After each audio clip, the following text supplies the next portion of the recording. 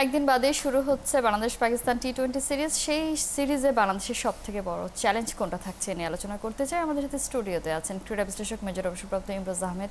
ইমরোজ আহমেদ, শুভ সকাল, স্বাগত একাত্তরের খেলা যোগে।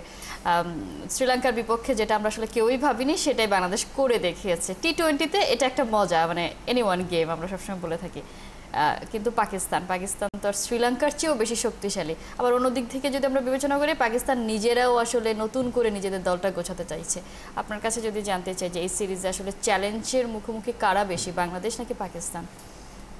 শুভ সকাল কোনা, ধন্যবাদ। কোনা, দেখুন, টি-20 খেলাটা আমরা, ক্রিকেট এমনি আনপ্রেডিক্টেবল খেলা, টি-20 তার ভিতরে সবচেয়ে বেশি unpredictable. Shorter version, anybody's day can be a different day. যদি আপনি ইদানিং রেজাল্টগুলো দেখেন তাহলে দেখবেন যে এবার শ্রীলঙ্কার সাথে কিন্তু পাকিস্তানের টি-20 খেলার রেজাল্ট কিন্তু শ্রীলঙ্কার পক্ষে। শ্রীলঙ্কা কিন্তু পাকিস্তানের সাথে ভালো খেলেছে। অন দি আদার হ্যান্ড আমরা আবার শ্রীলঙ্কার সাথে ভালো খেললাম। ইকুয়েশনটা আসলে ওইভাবে স্ট্যাটিস্টিক্স দিয়ে করা যাবে না। যদি আমরা মিরপুর উইকেটের চরিত্রটা দেখি তাহলে দেখা যাচ্ছে যে মিরপুর উইকেটের আপনি এভারেজ দেখবেন, আমার মনে হয়, যদি মাই স্ট্যাটিস্টিক্স ইজ নট রং, সেটা হচ্ছে যে 160-এর 61-র এই কাছাকাছি হচ্ছে আমাদের রানের একটা এভারেজ। এবং আপনি যদি পাকিস্তানের মিডিয়া তাদের বক্তব্যগুলো শোনেন, তারা কিন্তু খুবই আন্ডার রেটিং করছে আমাদের মিরপুর উইকেটটাকে। এবং সেই জায়গায় আমি শুনছিলাম তাদের কথা, এবং সেখানে তারা বলছেন যে সাংঘাতিক বাজে একটা উইকেট, এবং এইখানে স্পিন নির্ভর উইকেট হবে, এবং এখানে পেস বোলাররা খুব একটা কিছু করতে পারবে না। এটা হচ্ছে তাদের ধারণা।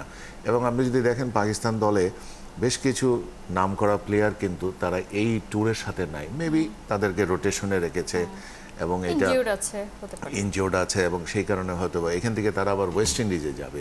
তো সব মিলিয়ে পাকিস্তানও কিন্তু একটা টেস্ট অ্যান্ড ট্রায়াল হিসাবেই বোধহয় টিমটা খেলছে। কিন্তু আমাদের জন্য, আমরা যেহেতু রিসেন্টলি পাকিস্তানে লাহোরে খেলে আসলাম, সবগুলো খেলাই হেরেছি, এবং তার আগে আমরা ইউইতে হারলাম। সেই জায়গা থেকে আমরা শ্রীলঙ্কাতে এসে যখন আমরা টি-20টায় জিতে আসলাম, সেটাতে কিন্তু একটা বাড়তি মনোবল আমাদের আছে। We are confident we can do it. এবং কোনো একটা জায়গায় আমাদের ক্লিক করছিল না। আপনার সাথেই কথা বলছিলাম যে লিটন দাস, তিনি আসলে নিজের উইকেটের ভ্যালুটাই হয়তো বা বুঝে না। সেটা কিন্তু হঠাৎ করে মনে হলো লিটন রিয়ালাইজ করেছে যে না, আমার ওজনটা কতটুকু আমার খেলা প্রয়োজন, এবং সেই অনুযায়ী কিন্তু সে খেলেছে, দারুণ খেলেছে ওনারা সেই দিন। এবং এই দুইটা খেলা যখন খেলেছে শ্রীলঙ্কার সাথে, যেইভাবে ডমিনেট করে খেলেছে, ইট গিভস আস কনফিডেন্স যে আমাদের দলটা ভালো খেলার ক্ষমতা, সক্ষমতা যেটাই বলেন সেটা আছে, কিন্তু আমরা সামহাও ক্লিক করতে পারছিলাম না। সেটাই হয়তো বা শ্রীলঙ্কায় করেছে। সেখান থেকে বলবো যে দ্যার ইজ এ পসিবিলিটি আমাদের ভালো খেলার পাকিস্তানের সাথে, এবং আমরা আশাহত হওয়ার কোনো কারণ নাই। এবং হোম গ্রাউন্ড, যদিও হোম গ্রাউন্ডে খুব যে একটা অ্যাডভান্টেজ আমরা কখনো নিতে পেরেছি তেমনটা না। এখানে শুধুমাত্র আমার মনে হয় যে বৃষ্টি ভেজা মাঠে যেই রকম ওয়েদার এখন চলছে, সেটা যদি আরও একদিন, কালকেই তো খেলার কথা, এবং যদি আজকেও বৃষ্টি হয়, উইকেট কিভাবে বিহেভ করবে দ্যাট উইল ডিপেন্ড। এবং toss might become a very big factor, যেখানে যে আপনি কতটুকু খেলার সুযোগ পাচ্ছেন, মাঠটা কতটুকু শুকিয়েছে সেটার উপরে।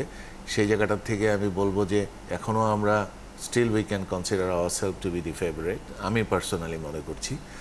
এবং হয়তোবা যে বাংলাদেশটা ভালো খেলা উপহার দিবে। এই একটা সিরিজ জিতে আসার পরে এলোমেলো খেলাটা খেলবে না, তেমনটাই আমরা নিশ্চয়ই, মানে ধারাবাহিকতাটাই এখন আরেকটা বড় চ্যালেঞ্জ।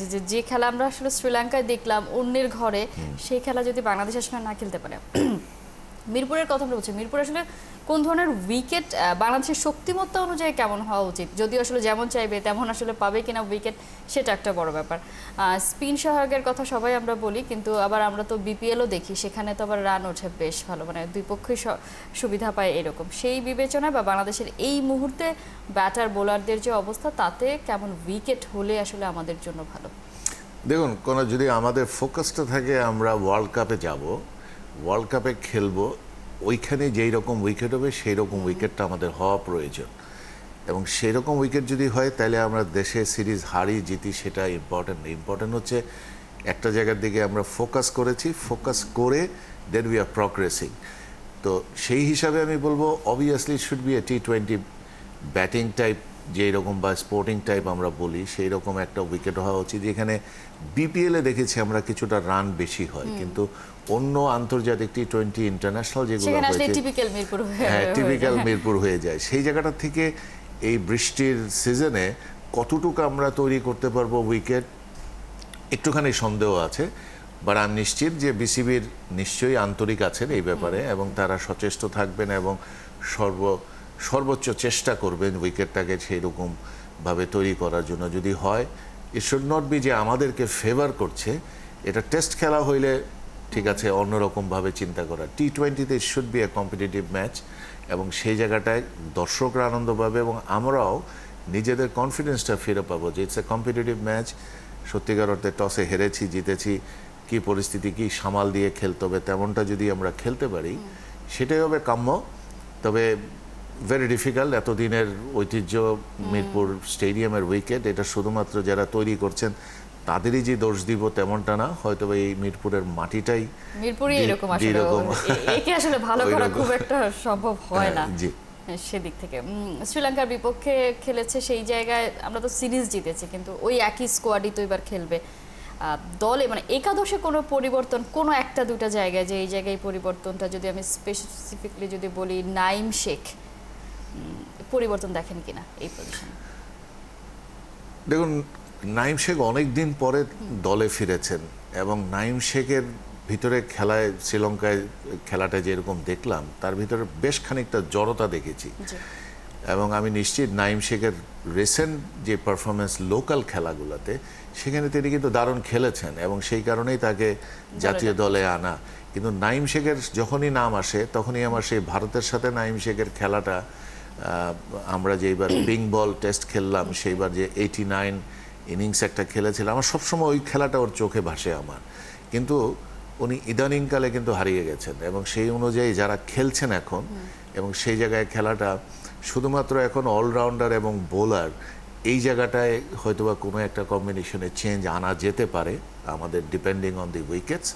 আদারওয়াইজ ব্যাটিংয়ে যারা আছেন সেখানে আমার মনে হয় না নাইম শেখের জায়গা আছে এবং যদি যে কোনো কারণে নির্বাচকরা অন্যরকম এবং চিন্তাও করতে পারে, এটা আমার ব্যক্তিগত চিন্তা, সেই অনুযায়ী কিন্তু যারা খেলছেন তানজিম বলেন ইমন বলেন সবাই কিন্তু ভালো খেলছে এবং দুঃখজনকভাবেও থার্ড খেলাতে আমাদের ওপেনিং ইমনকে যে রকম আউটটা দেওয়া হয়েছে সেটা না দিলে ইমন সেদিনও কিন্তু অনেক ভালো খেলতেন এবং খেলাতে এটা পার্ট অফ দি গেম, আপনি উইল বি আনলাকি সামডে।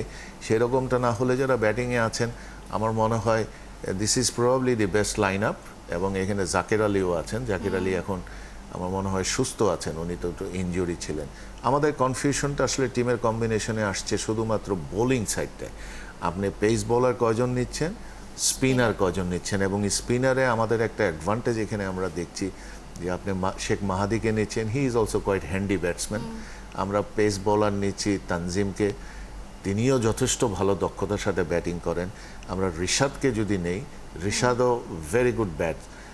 এই T20-র জন্য 20 ওভারের খেলায় উপরের দিকে যদি আমরা 10-12 ওভার 15 ওভার খেলে দেই, পরের 5 ওভারে এরকম যারা বিগ হিটার আছেন তাদের মধ্যে কিন্তু এই কয়জন বোলার সবাই আসেন। তো সেই রকমভাবে আমাদের দলটা কিন্তু আমার মনে হয় এখন পর্যন্ত আমার মনে হচ্ছে তারা যথেষ্ট শক্তিশালী দলই এবং we should be having the best one এবং যেটা লাস্ট খেলেছে সেই দলটাই হয়তোবা বেস্ট। বাট এর ভিতরে হয়তোবা কারো এখন ফ্লুট টাইম, কোভিডের সময় এইরকম যদি কেউ কোনো রকম মানে দুর্ভাগ্যজনকভাবে কেউ অসুস্থ না হয়ে পড়ে, that should be the combination. বা তারপরেও পিচের উপরে নির্ভর করে অনেক সময় অনেক চেঞ্জেস আনে সকালবেলা। আরেকটা হচ্ছে এখন হয়তোবা এরকম বৃষ্টি ভেজা মাঠে বলে একটু নেক্সট সেশনে যখন বোলিং করবেন তখন বলটা একটু ভারী হবে, সেটাও একটা এফেক্ট হতে পারে। বাট সার্বিকভাবে আমি মনে করি we should be ready for all the ods এবং সেই জায়গা থেকে মোকাবেলা করে যদি আমরা খেলে পাকিস্তানের বিরুদ্ধে সিরিজটা জিততে পারি তাহলে কিন্তু এটা একটা বিরাট বুস্টিং হবে আমাদের জন্য এবং সেটাই আমাদের জন্য সবাই কাম্য এবং আমরা সবাই লুকিং ফরওয়ার্ড টু। এবং বৃষ্টি যেন কোনো খেলাটা ইন্টারাপ্ট না করে তেমনটাই আসলে আমরা চিন্তা করছি, আমি অন্ততপক্ষে চিন্তা করছি পজিটিভলি। আমরা মেহেদী হাসান মিরাজকে দেখছি কিনা?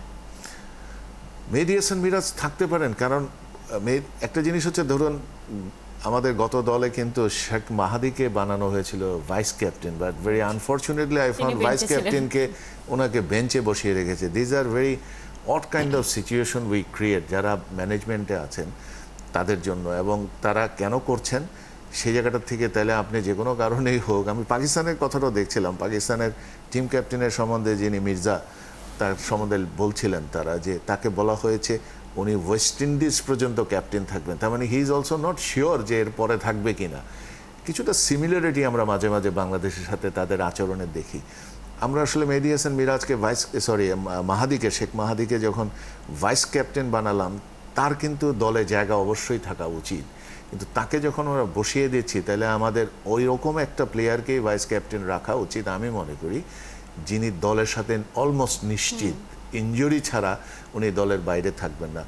শেখ আমাদের মেহেদী মিরাজের কথা বলছেন, he is a wonderful batsman, wonderful bowler, A total player, but যে কোনো কারণেই হোক টি-20-তে ওনার জায়গাটা যেখানে ওনাকে আনা হচ্ছে সেই জায়গাটায় অনেক স্লো হয়ে যাচ্ছে ওনার খেলা। বর্তমান যুগের যেই খেলা, সেই খেলার ধাঁচে উনি যে পারবেন না তেমনটা না, বা তিনি তো তৈরি করেন তাকে ওয়ানডে এবং টেস্ট খেলার জন্য। টি-20-তে হয়তো বা পেসটা তার ওই রকম না, তার এভারেজ, তার স্ট্রাইক রেট কিছুটা নিচের দিকে। অন্যদের যে একদম বিরাট অনেক বড় কিছু আছে তা তেমনটা না। নয়, কিন্তু আমরা যদি শ্রীলঙ্কার বিপক্ষে যে ম্যাচগুলো বাংলাদেশ আসলে জিতলো, তামিম লিটন যেভাবে ব্যাট করেছে অ্যাকচুয়ালি এরকম ব্যাটার দরকার, বা রিশাদ এসেই এক ওভারে 2টা উইকেট তুলে নিয়ে যে ব্রেক থ্রুটা এনে দেয়, মোমেন্টাম চেঞ্জ করে ফেলে, ওই ধরনের বোলার দরকার। সবকিছু মিলে হয়তো সেই কারণে ইম্প্যাক্টফুল প্লেয়ার যেটা মানে বলা হয়। টি-20 শর্টার ফরম্যাট এখানে যে যত তাড়াতাড়ি ইম্প্যাক্ট রাখতে পারবে সেরকম প্লেয়ারই দরকার। দেখা যাক, আসলে আমরা তো নিঃসন্দেহে চাইবো আপনি যেমনটা বলছিলেন যে পাকিস্তানের বিপক্ষে সিরিজটা জিততে, তাতে যেটা হবে ধারাবাহিকতা রক্ষা হবে এবং মনে হবে বাংলাদেশ ঠিক পথেই আছে।